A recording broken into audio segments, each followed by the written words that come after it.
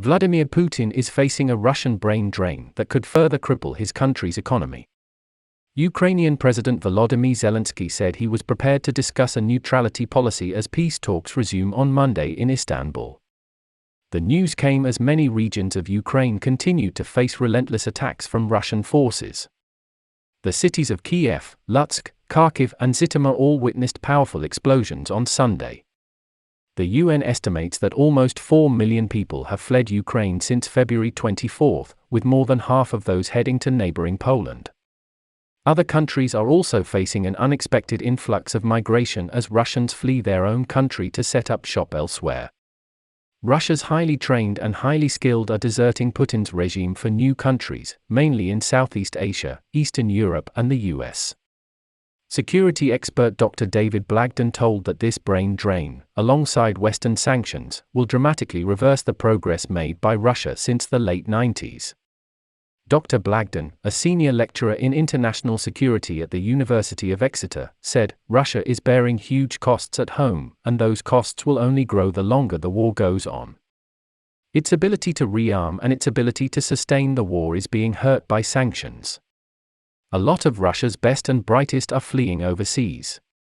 Konstantin Sonin, a Russian economist, estimated earlier this month that as many as 200,000 Russians had fled their country in the first 2 weeks after Putin's troops invaded.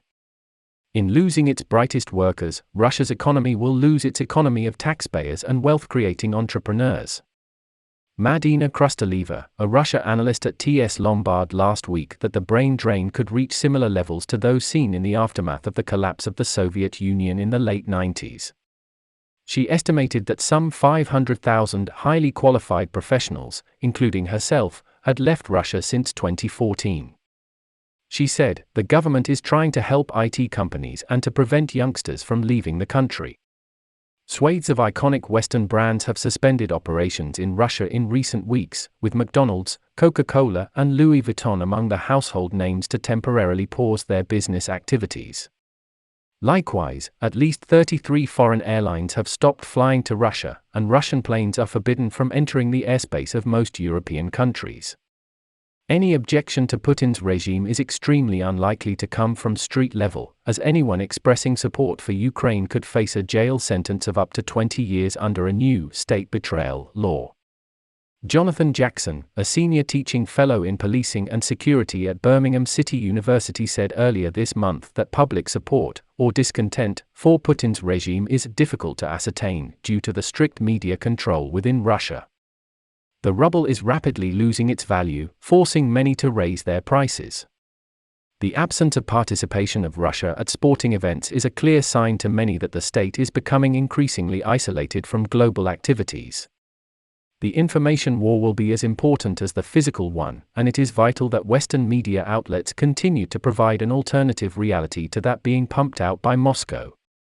Even before Putin's invasion, young Russians were considering leaving amid a stagnating economic situation.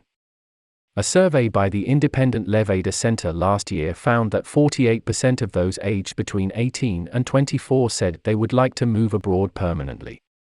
Likewise, a tenth of those surveyed were already taking steps to emigrate. As Western companies continue to implement sanctions and boycott Russian operations, the ongoing brain drain